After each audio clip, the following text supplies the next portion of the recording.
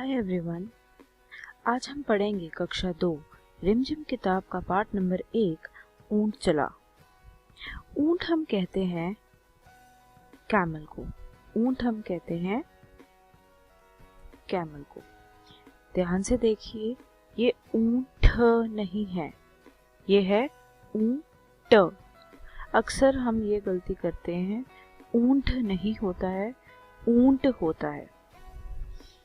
ऊंट चला भई ऊंट चला, हिलता डुलता ऊंट चला।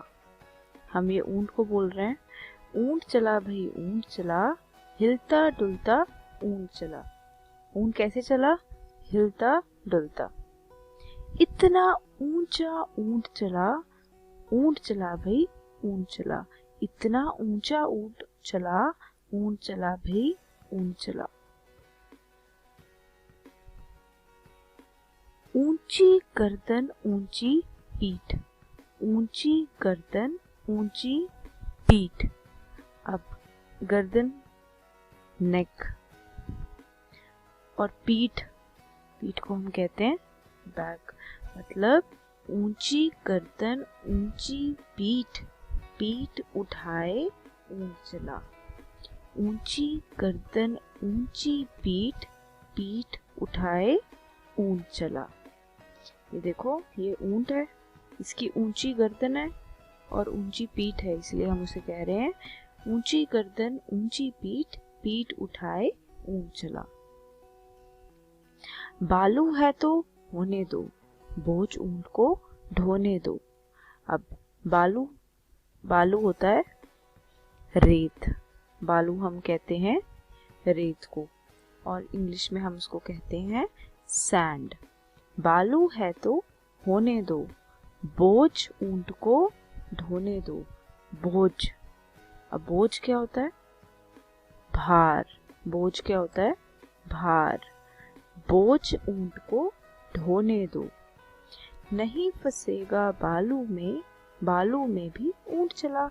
मतलब ऊंट बालू में नहीं फंसेगा, ऊंट रेत में नहीं फंसेगा। ओके।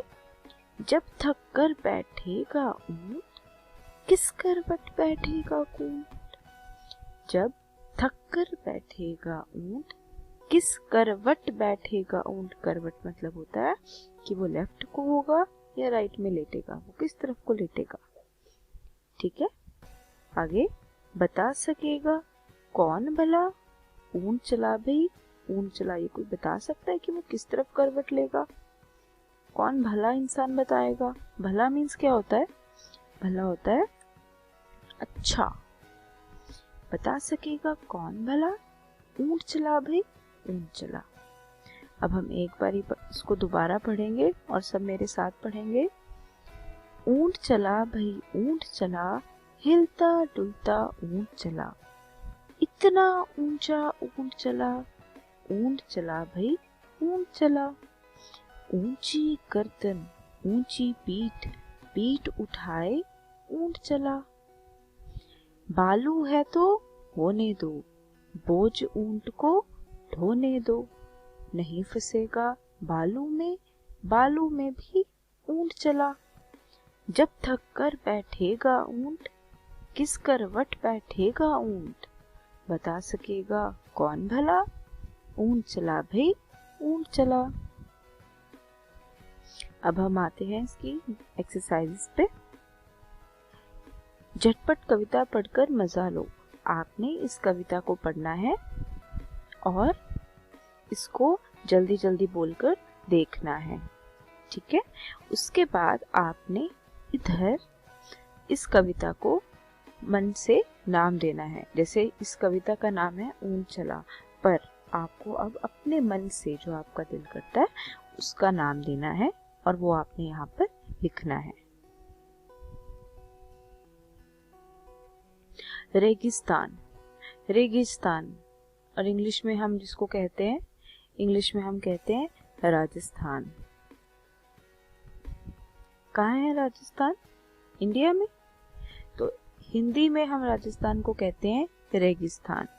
और राजस्थान में क्या होता है? रेत, बालू।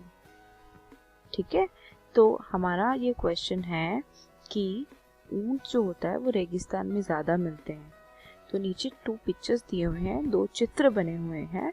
आपने बताना है कि ऊंट कहाँ रहता है, कहाँ पे रहेगा, बालू में रहेगा, रेत में रहेगा या सड़क पर रहेगा। ठीक है, कहाँ रहेगा, बालू में। तो आपने इधर एक ऊंट बनाना है। अगला प्रश्न है, बालू या रेत कहाँ कहाँ पर मिलती है। रेत कहाँ कहाँ पर मिलता है? एक तो मैंने अभी बताया रेगिस्तान में और मिलता है जब आप बीच पे जाते हो, मतलब समुद्र के किनारे पर जाते हो। ठीक है, रेगिस्तान और समुद्र के किनारे पर। हिलता डुलता ऊंट चला, इतना ऊंचा ऊंट चला। अब आपको बताना है ऊंट कितना ऊंचा होता है, कितना ऊंचा होता है ऊंट। ये 3 ऑप्शंस दिए हैं, आपने जो करेक्ट होगा वो आपने यहाँ लिखना है। इन तीनों में से जो सही होगा वो आप यहाँ लिखेंगे। तुम्हारी कक्षा की दीवार जितना, हाथी जितना या बिजली के खंबे जितना। ऊंट कितना ऊंचा होता है? बिजली के खंबे जितना तो नहीं होता, हाथी जितना भी नहीं होता। तो क्या आएगा? तुम्हारी कक्षा की दीवार जितना। आप इसको यहाँ लिखेंगे। हाथी कितना मोटा होता है? तुम्हारी माँ के संदूक जितना। संदूक मतलब होता है कोई बॉक्स, कोई अलमीरा। ऊंट जितना और पहाड़ जितना। हाथी कितना मोटा होता है? पहाड़ जितना तो नहीं होता, ऊंट जितना भी नहीं होता। क्या आएगा? तुम्हारी माँ के संदूक जितना। इसको आप यहाँ लिखेंगे। आप इसको ऐसे लिखेंगे कि मेरी माँ के संदूक जितना। चींटी कितनी छोटी होती है? चींटी मीन्स एंट कितनी स्मॉल होती है? चीनी के दाने जितनी मीन्स शुगर। चावल के दाने जितनी मीन्स राइस। इलायची के दाने जितनी, जो आप किचन में यूज करते हैं चाय बनाने में।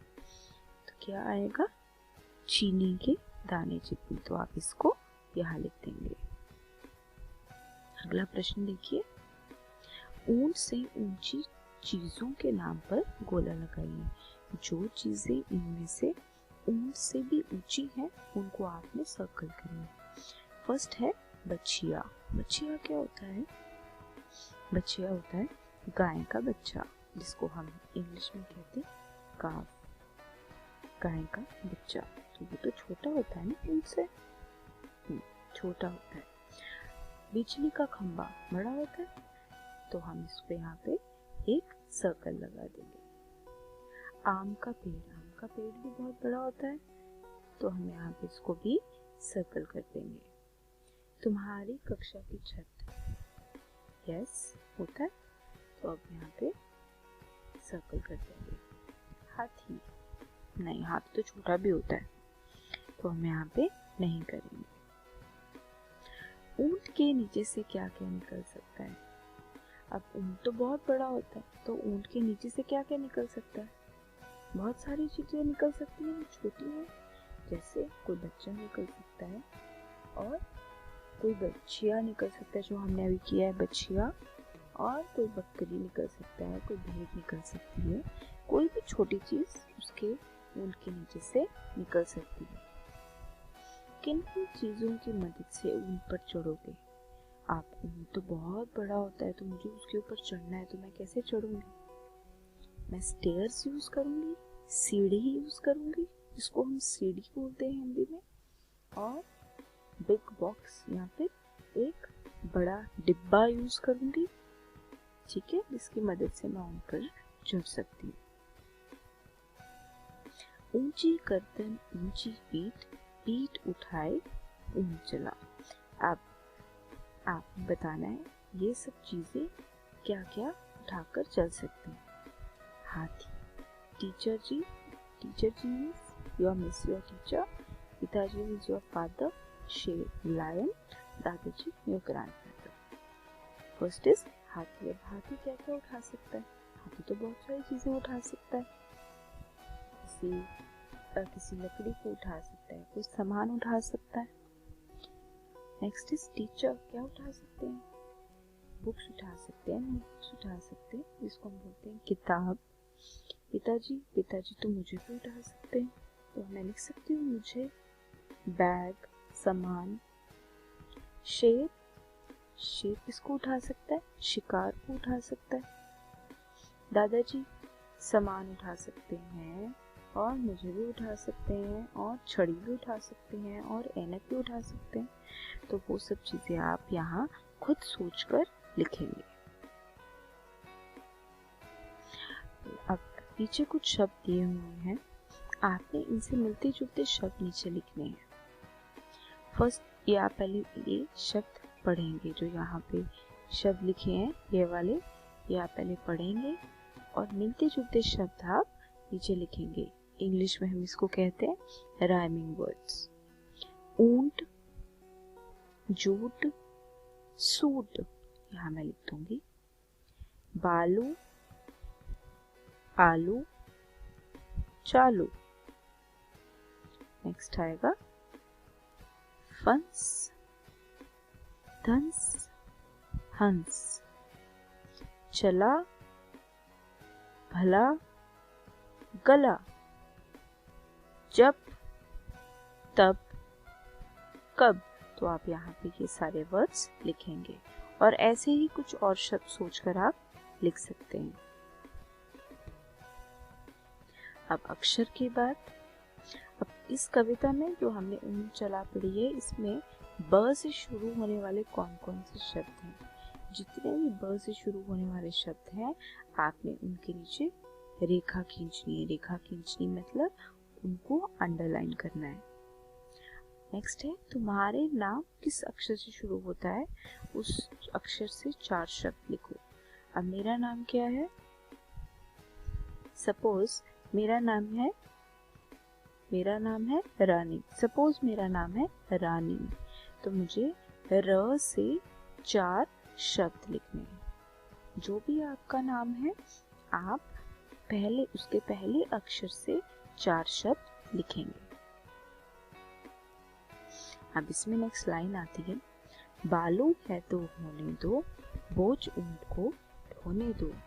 मीन्स जो भी कैमल उठा रहा है, जो भी ऊंट सामान उठा रहा है, उसको ढोने दो। पर क्या ये अच्छी बात है? बहुत से ऐसे जानवर हैं जो बोझ ढोने में इस्तेमाल किए जाते हैं। क्या वो ठीक बात है? जब आप अच्छे से सोचेंगे तो आप यही कहेंगे कि ये अच्छी बात नहीं है। हमें जानवरों को ऐसे नहीं करना चाहिए। अब आप ऐसे कौन कौन से जानवर हैं हमारे पास जो बोझ उठाते हैं? जैसे ऊंट, हाथी गाय, बैल, घोड़ा। तो ये सब ऐसे जानवर हैं जो बोझ उठाते हैं। अब लास्ट है कविता बढ़ाओ। इधर मैंने लाइन की है, अक्की बक्की करें तरक्की।